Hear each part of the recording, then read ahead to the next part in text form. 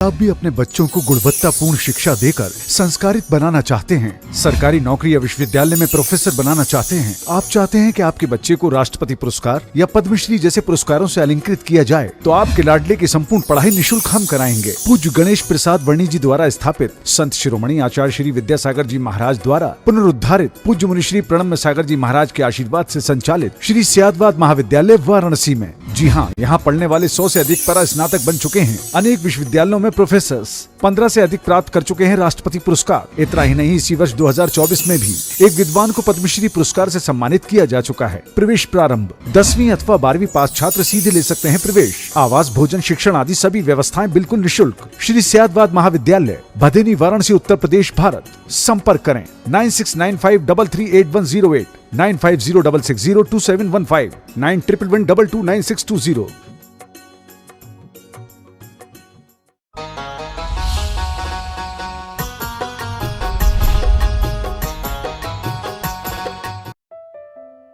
संत शिरोमणि आचार्य गुरुवर श्री विद्यासागर जी महाराज की जय। अर्हम योग प्रणेता पूज्य गुरुवर श्री प्रणम्य सागर जी महाराज की जय।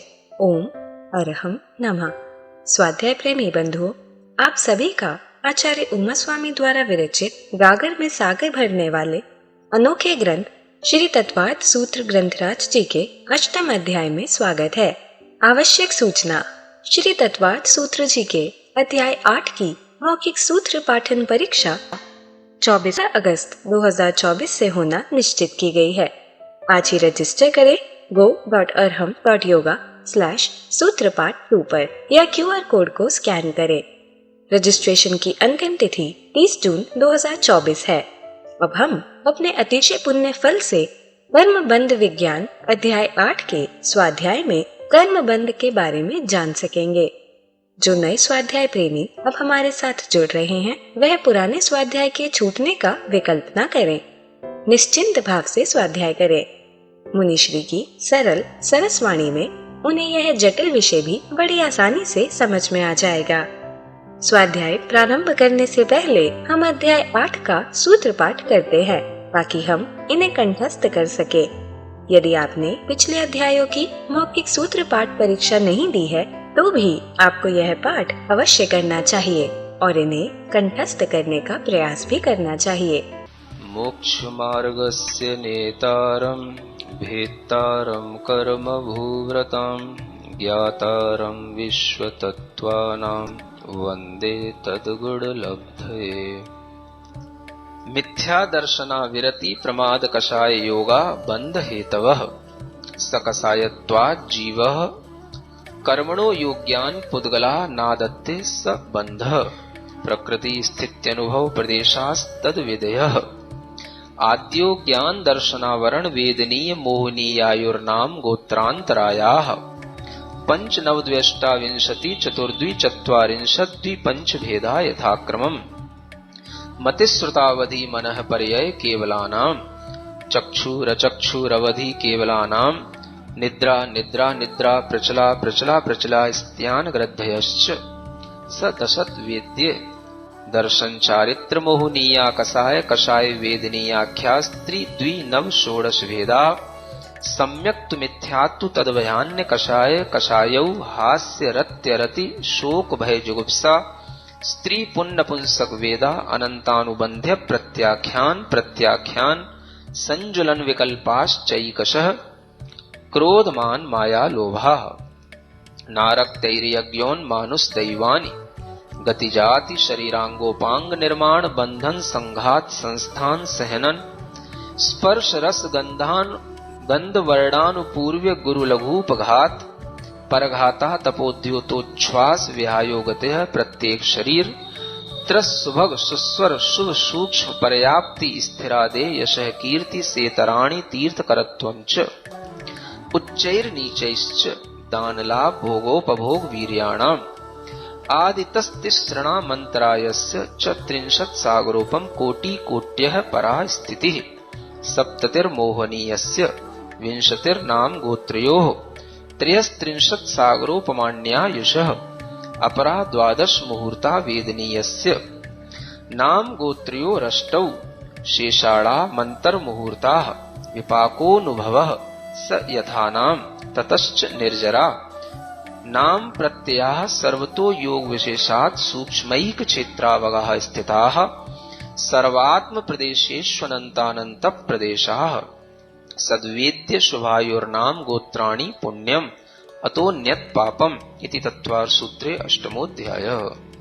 पूज्य मुनिश्री कहते हैं कि सिर्फ सूत्र के पाठन से ही हमारी विशुद्धि कई गुना बढ़ जाती है। इस कक्षा में हमने जाना आदे नाम कर्म। पहले हमने सुभग नाम कर्म को जाना था जो सौभाग्य उत्पन्न कराता है। हमने शुभ नाम कर्म जाना जिसके कारण से अंगोपांग में मनोहरता आती है। अब हम आदे नाम कर्म जिसके माध्यम से लोग ग्रहण करते हैं। आदे मतलब मान्यता। इस कर्म के कारण लोग हमारी बात को गौर से सुनते हैं, हमारी बात को मान करके उसके अनुसार सोचते हैं। लोग चाहते हैं कि हमें भी इनके वचन सुनने को मिले और इसका सानिध्य मिले। यह जरूरी नहीं कि हम बहुत ज्ञान की बात करें तभी कोई सुनेगा। किसी के पास ज्ञान थोड़ा भी हो लेकिन आदे कर्म हो तो उसकी महत्ता बढ़ जाती है। हमने जाना स्वीकार्यता केवल सुनने से ही नहीं देखने से भी होती है। किसी को देखने से ही हमारे अंदर यह भाव आना कि ही इज एक्सेप्टेबल, हम इन्हें सुने। यह उनके आदे नाम कर्म के उदय के कारण से ही हम तक पहुंचता है। कुछ आचार्य इसकी एक और परिभाषा देते हुए कहते हैं आदे नाम कर्म शरीर में विशेष रूप से कांति करता है। यह शरीर की नेचुरल ब्राइटनेस का कारण है। कॉस्मेटिक लगाकर ब्राइटनेस लगाना आर्टिफिशियल होता है। आर्टिफिशियल चमक थोड़ी देर के लिए रहती है, बाद में उतर जाती है। साथ ही हमने जाना जो सामान्य से कुछ कांति हर किसी के शरीर में रहती है वह तेजस नाम कर्म के कारण से होती है, जबकि विशेष कांति आदे के कारण से। आदे के विपरीत होता है अनादय नाम कर्म। अनादय के कारण हमारी बात मान्य नहीं होती, हमारे बोले जाने पर कोई गौर नहीं फरमाता, या फिर शरीर में विशेष कांति का न होना इसके कारण होता है। मुनिश्री कहते हैं जरूरी नहीं कि हर कर्म का उदय हमें तत्काल में समझ में आए, लेकिन नाम कर्म के भेदों को जानने से हमारे लिए बहुत कुछ समाधान हो जाता है। हमने जाना यश कीर्ति नाम कर्म। यश मतलब गुणों का होना और कीर्ति यानी उसका फैलना। यश कीर्ति माने गुणों का फैलना। इस कर्म के कारण लोग हमारे गुणों का बखान करते हैं। गुणों का एक दूसरे के मुख से बखान होना कीर्तन भी कहा जाता है। गुण और दोष सभी में होते हैं। यश कीर्ति के उदय में गुणवान व्यक्ति के दोष भी गुण के रूप में उभर कर आते हैं। नाम कर्म के उदय से कोई दोष दब नहीं जाता, पर वह दोष की जगह गुण के रूप में ख्यापित होता है। यश कीर्ति में जो गुण होते हैं वह तो फैलते ही हैं, साथ ही जो नहीं भी होते हैं उनकी भी ख्यापन होता है। इसके विपरीत हमने जाना अयश कीर्ति नाम कर्म। अयश अर्थात अपयश का होना। इसके कारण दुनिया में दोषों की ख्याति होती है और गुण भी दोष के रूप में उभर कर आते हैं। जैसे किसी कर्म के उदय से अपराध हो गया तो अयश कीर्ति का उदय उसकी सरलता को बेवकूफी के रूप में प्रकाशित करेगा और नम्रता को चापलूसी के रूप में। तो आइए अब चलते हैं कर्म बंध विज्ञान की कक्षा की ओर। मोक्ष मार्गस्य नेतारं भेत्तारं कर्म भूव्रतां ज्ञातारं विश्वतत्त्वानां वन्दे तद्गुणलब्धये। देवादिदेव आदिम तीर्थंकर श्री ऋषभनाथ भगवान की, वर्तमान शासन नायक श्री वर्धमान महावीर भगवान की, परम पूज्य आचार्य गुरुवर श्री विद्यासागर जी महाराज की। एक छोटा सा उदाहरण देके बताया समझने की कोशिश के लिए कि यश कीर्ति में कोई भी अगर अपने अंदर कोई कमियां भी हैं तो वो भी अच्छी मानी जाती है। समझ में आ रहा है? ये यश कीर्ति नाम कर्म के उदय से, जिसमें आचार्य कहते हैं कि गुण का ख्यापन होना, जो गुण हैं उनका भी और जो नहीं है उनका भी। क्या समझे? गुण जो नहीं भी होते हैं तो भी उनका भी ख्यापन हो जाता है। ख्यापन माने फैल जाना। समझ आ रहा ना? अब जिसके यश कीर्ति नाम कर्म का उदय हो, वो जब प्रसन्न हो तो आपको बड़ी प्रसन्नता लगेगी। समझ आ रहा है? वो जब खुश हो तो आपको बड़ा हर्ष पैदा होगा, देखो कितने प्रसन्न हैं, कितने खुश हैं। अगर वो कभी नाराज भी हो जाएं, क्या सुन रहे हो, वो अगर कभी गुस्से में कुछ कह भी जाएं तो भी उनके लिए ये दोष नहीं माना जाएगा कि ये गुस्सा हो जाते हैं। क्या समझ आ रहा है? वो भी उनके लिए गुणों की ख्याति के लिए होगा। तुमने उनकी प्रसन्नता तो देखी है, गुस्सा नहीं देखी। समझ आ रहा है ना? तो ये भी क्या है, ये भी एक गुण है, उसको भी एक गुण के रूप में देखा जाएगा। तो इसे बोलते हैं क्वालिटी। समझ आ रहा है ना? तो इस तरह से आपको समझाने की कोशिश कर रहा हूं, आप अन्यथा नहीं लेना कि आखिर आप कैसे समझेंगे। ये यश कीर्ति नाम कर्म है जिसके कारण से गुण होते हो, गुणों की तो प्रशंसा होती है, लेकिन हर आदमी में 100% कोई क्वालिटी मेल नहीं होता। बहुत सारी चूकें होती हैं, बहुत सारी गलतियां होती हैं, बहुत सारी कमियां होती हैं, सब कुछ होता है, लेकिन वो सब कुछ ये नाम कर्म की वजह से दब नहीं जाता और वो भी अच्छा लगता लोगों को। हाँ, अवगुण भी गुणों में परिवर्तित हो जाते हैं। ये यश कीर्ति नाम कर्म का फल से होता है। समझ आ रहा है ना? हाँ। अब इसी के विपरीत अयश कीर्ति है।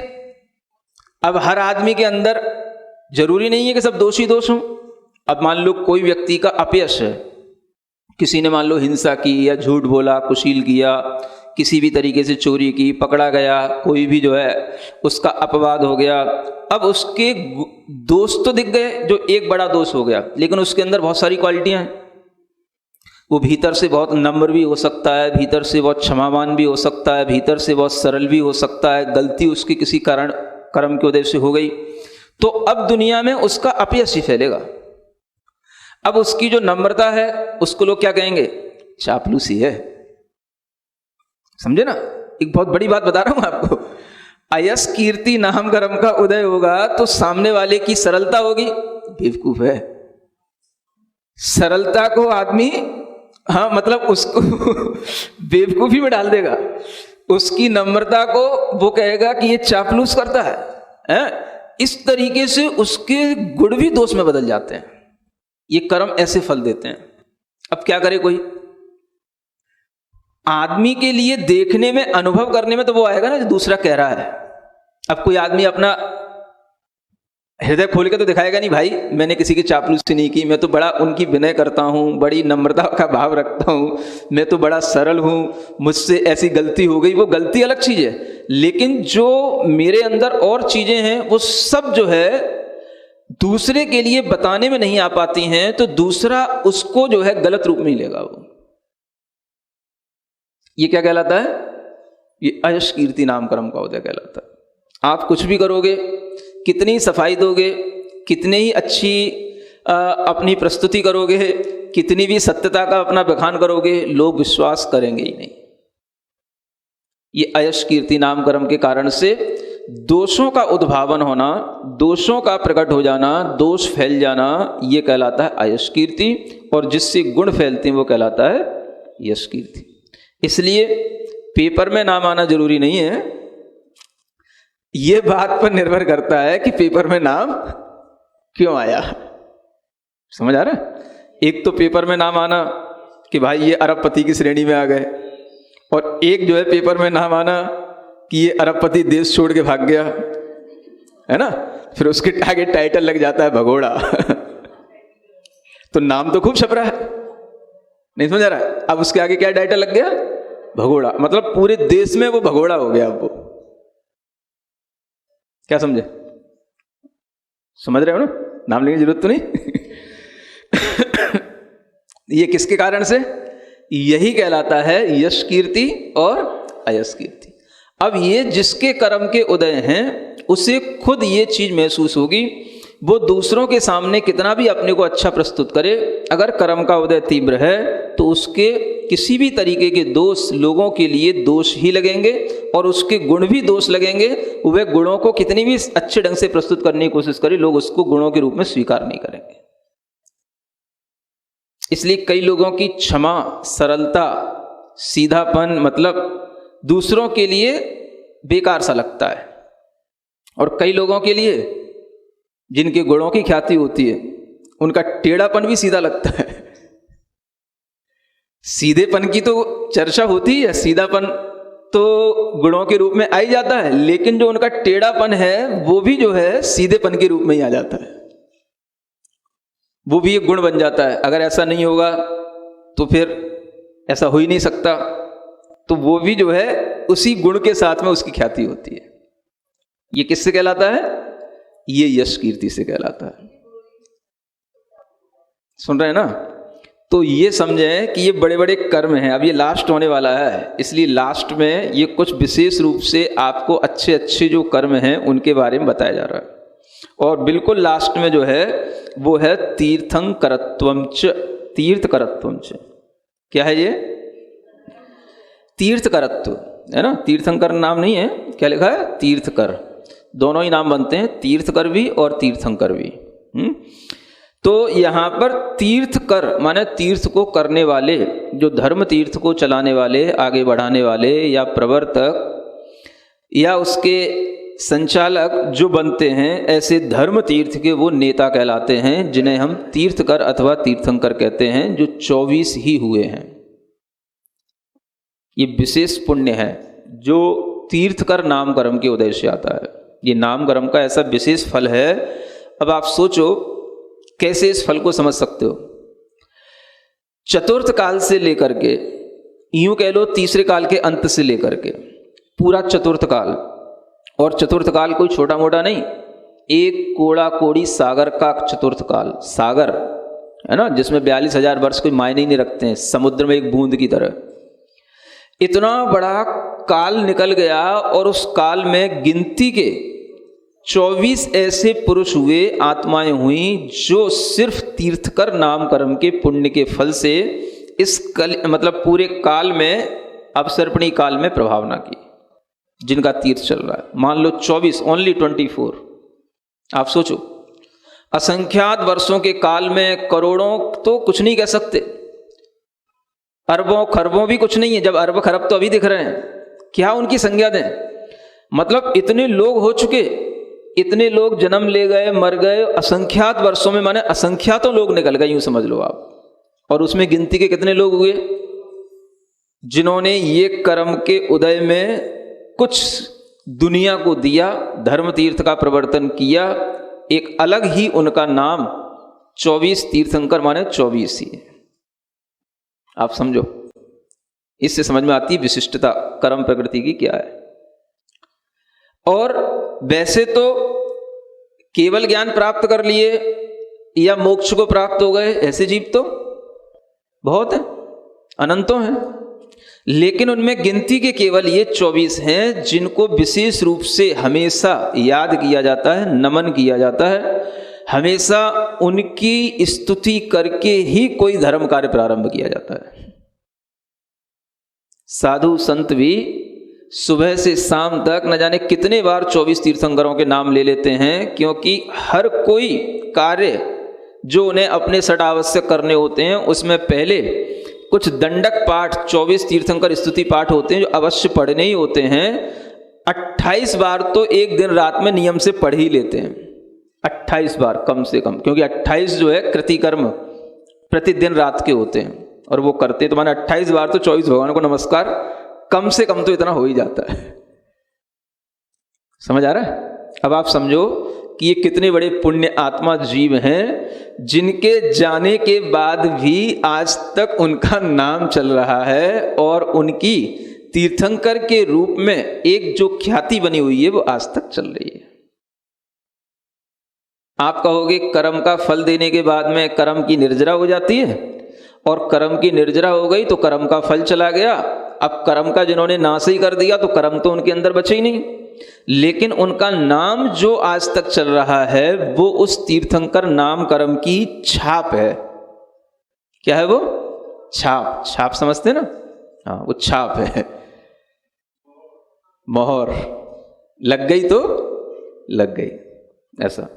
अब ये समझो, विचार करो तो बहुत बड़ी चीज है। आप तो हल्के से बोल देते हो 24 तीर्थंकर हुए थे, नाम बता दो बेटा, तो उसने नाम पढ़ के सुना दिए। अब बेटा ने तो नाम पढ़ के सुना दिए, बेटा तो इससे ज़्यादा नहीं जान सकता, लेकिन आप बड़े हो गए हैं, आप थोड़ा ज़्यादा भी जाने कि 24 तीर्थंकरों का नाम लेना अपने आप में कितना महत्वपूर्ण है। इसलिए हर आचार्य जब स्तुति करते हैं तो उनके नाम से ही स्तुति प्रारंभ करते हैं। अनवर्थ संज्ञा सुमतिर मुनिस्त्वम, सुमतिनाथ भगवान की स्तुति, हे भगवान आपका ये नाम अनवर्थ संज्ञा वाला है, यानी आपके ही पास सुमति है, श्रेष्ठ बुद्धि है। पद्म प्रभा पद्म पलासलिष्या, हे भगवान आप पद्म की प्रभा, कमल की प्रभा के समान लाल लाल प्रभा वाले आप तीर्थंकर हुए। नाम से ही शुरू होता है, माने नाम मात्र ही उनका लेना पाप कर्म का नाश करने के लिए कहा गया है। इसलिए ऐसे पुण्य पुरुषों के नाम लेने से ही पाप का नाश होता है। इसलिए इन पुण्यात्माओं के नाम से ही पुण्य पैदा होता है अपने अंदर। सुन रहे हैं? केवल एक तीर्थंकर का नहीं, सभी तीर्थंकरों, किसी का भी नाम ले लो, चाहे विमलनाथ हो, चाहे अनंतनाथ हो, चाहे सुपार्श्वनाथ हो, चाहे पुष्पदंत हो, किसी भी तीर्थंकर जो आपके लिए तीर्थंकर के रूप में आपके अंदर भाव भासना होगी, तो उनके नाम से भी आपके अंदर उतना ही पुण्य भाव आएगा। तो 24 तीर्थंकरों के नाम तो सभी जानते हैं, बच्चे भी पढ़ लेते हैं, बड़े भी पढ़ लेते हैं, मुनि महाराज भी पढ़ते हैं, श्रावक भी पढ़ते हैं, लेकिन अंतर तो कुछ होगा। किसमें? पढ़ने में, और पढ़ने के बाद में जिस ढंग से वो पढ़ रहे हैं, जो उसकी महत्ता को जानते हैं, उनको जिस तरीके का भाव आएगा उन तीर्थंकरों के प्रति आदर का, जो उन तीर्थंकरों के बारे में जानते नहीं, उनको उसका नाम लेने के बाद भी कोई इतना भाव नहीं आएगा। बस वो रट लेंगे, पढ़ लेंगे, सुना देंगे।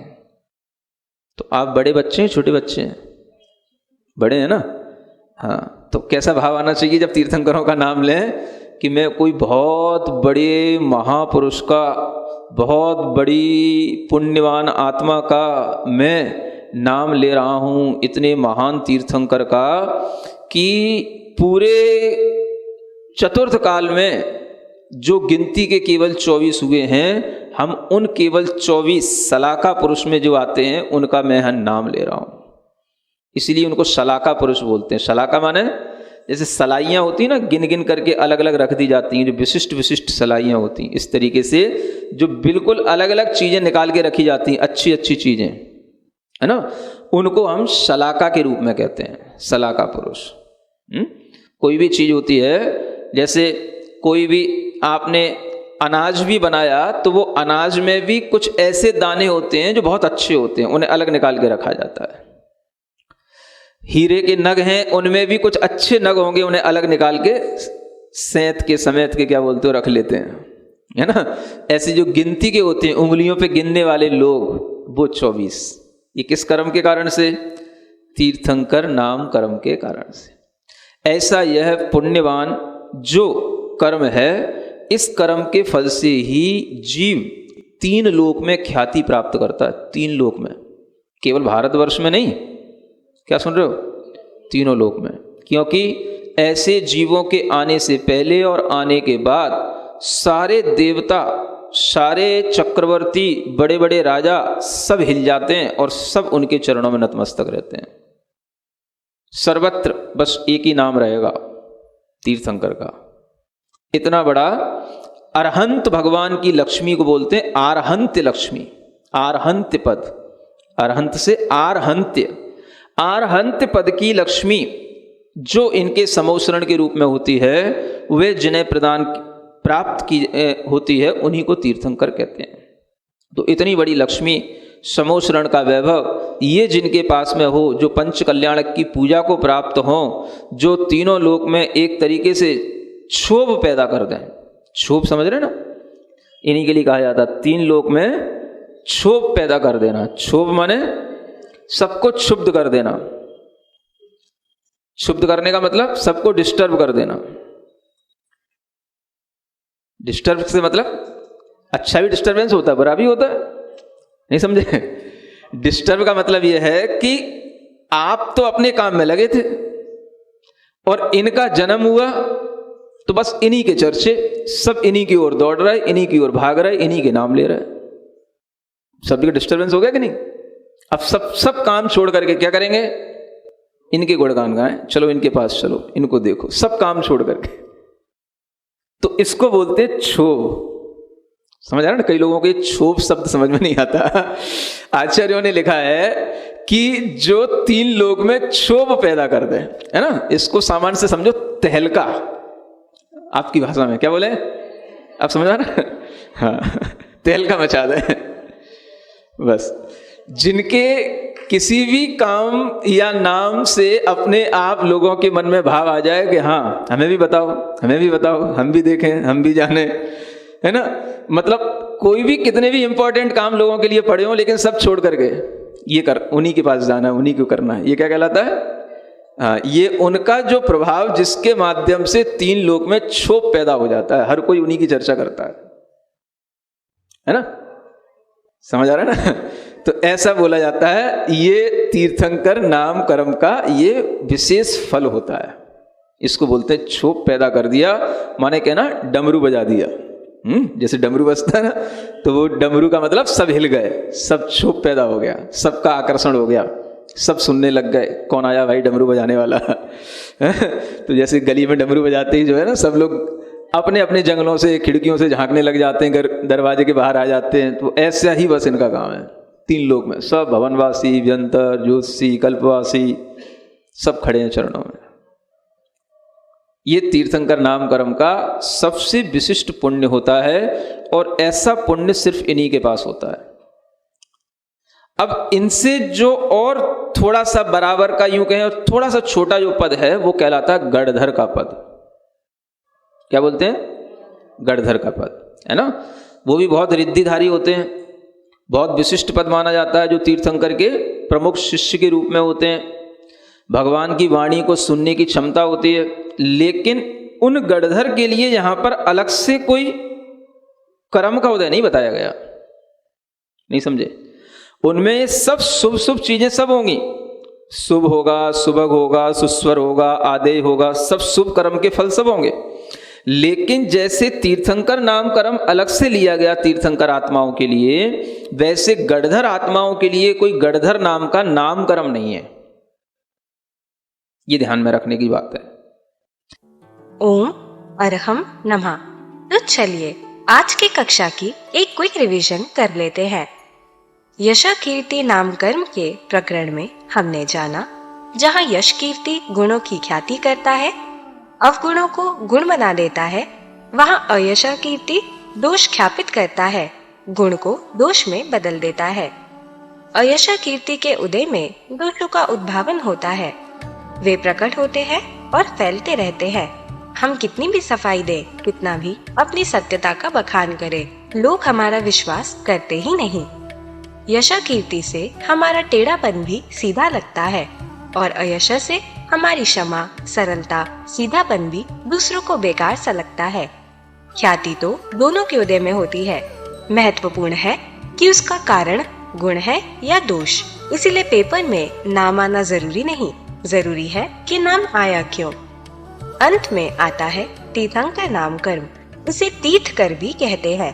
तीर्थ का मतलब तीर्थ को करने वाला। धर्म तीर्थ के प्रवर्तक या उसके संचालक, उसके नेता। यह विशेष पुण्य तीर्थकर नाम कर्म देता है। तीर्थंकर मात्र 24 ही हुए हैं। दूसरे काल के अंत से लेकर एक कोड़ा कोड़ी सागर के चतुर्थ काल में जन्मे असंख्यात लोगों में केवल 24 जिन्होंने इस अवसर्पणी काल में इस कर्म के उदय में दुनिया को कुछ दिया, धर्म तीर्थ का प्रवर्तन किया, प्रभावना की, जिनका तीर्थ चला। मोक्ष तो अनंतों जीव गए हैं, पर ये 24 ही विशिष्ट पुण्य पुरुष है, जिनके जाने के बाद आज तक भी उनका नाम चल रहा है। इन्हें ही विशेष रूप से नमन होता है। इनकी स्तुति करके ही कोई धर्म कार्य होता है। यह तीर्थंकर नाम कर्म की ही छाप है। एक बार मोहर लग गई तो लग गई। इनके नाम मात्र से हमारे पाप का नाश होता है और हमारे अंदर पुण्य पैदा होता है। साधु संत भी प्रतिदिन कई बार इनका नाम स्मरण करते हैं। अपने षट आवश्यक में सबसे पहले कुछ दंडक पाठ, 24 तीर्थंकर स्तुति पाठ अवश्य पढ़ते हैं। प्रतिदिन रात के 28 कृतिकर्म में न्यूनतम 28 बार नमस्कार करते ही हैं। हमने सीखा, महत्ता जानकर नाम लेने में विशेष भाव आता है, मात्र ऊपर से पढ़ने में नहीं। इसलिए भाव आना चाहिए कि हम बहुत बड़े महापुरुष पुण्यात्मा का नाम ले रहे हैं। इन्हें शलाका पुरुष भी कहते हैं। शलाका मतलब अच्छी अच्छी चीजें, जिन्हें बिल्कुल अलग निकाल कर रख दें। जैसे विशिष्ट विशिष्ट सलाइयाँ गिनकर अलग कर दी जाती हैं, जैसे हम हीरे के नगों में कुछ विशिष्ट नग अलग कर देते हैं, ऐसे ही अनंतों में गिनती की ये 24 हैं। तीर्थंकर नाम कर्म से जीव 3 लोक में ख्याति प्राप्त करता है।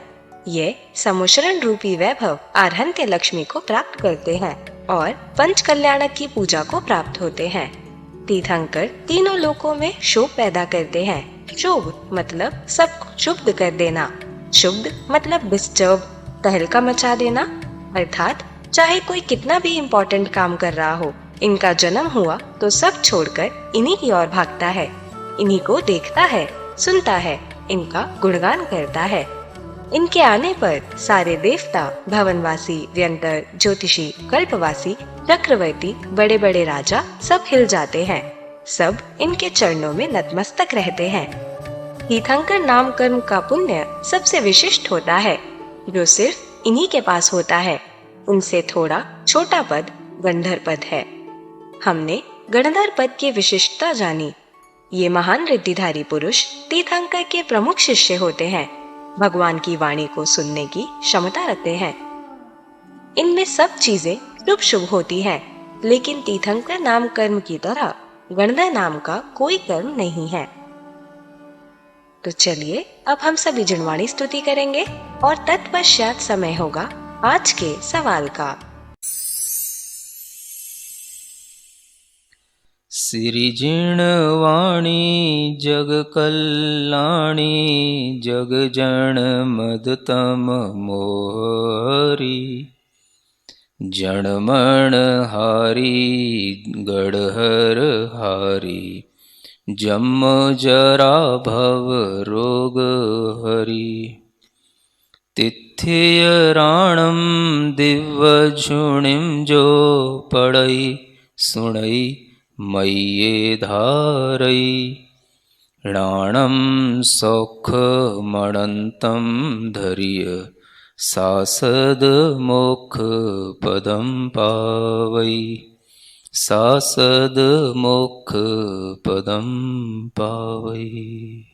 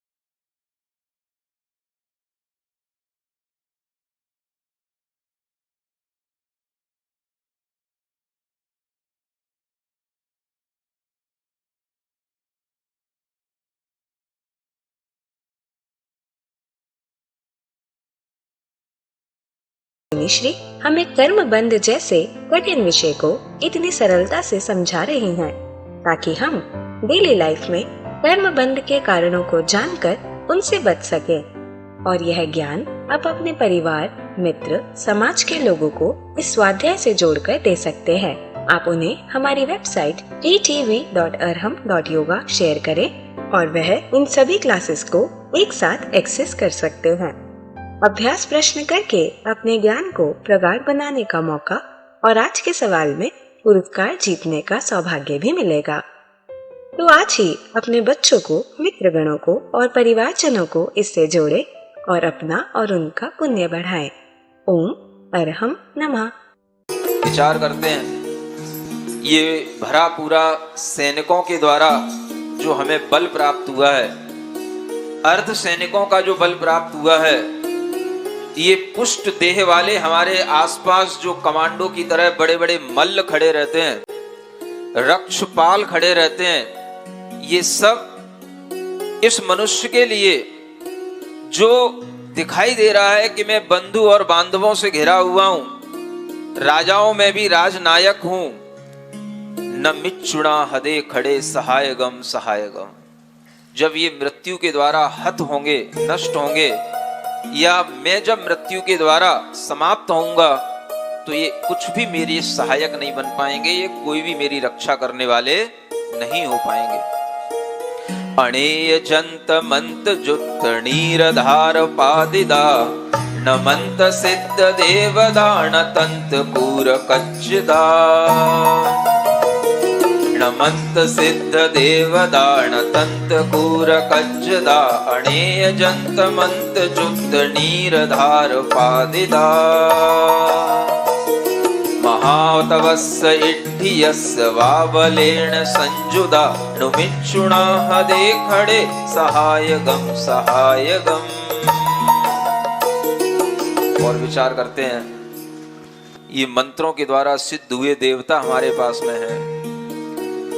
क्रूर तंत्र सिद्धांत के द्वारा जो अनेक कार्य करके अनेक प्रकार के देव देवियां सिद्ध किए जाते हैं, वो भी सब हमारे पास में है। अनेक यंत्र तंत्रों से, मंत्रों से युक्त होकर के, अनेक तरह की नीर धारा को बहा करके, अनेक तरह की धारा आदि करके भी अनेक विद्याओं की सिद्धि की जाती है, वो भी हमारे पास में है।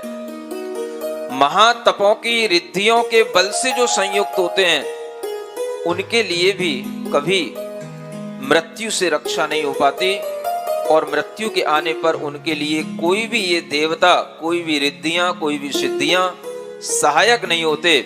इसलिए अरक्ष भावना वरा, हमारे लिए यह अरक्षा की जो भावना उत्पन्न हो रही है कि इस संसार में कोई शरण नहीं है, यह भावना ही हमारे लिए वरा है, श्रेष्ठ है, प्रमुख है। ऐसी वह अशरण भावना बातें हैं।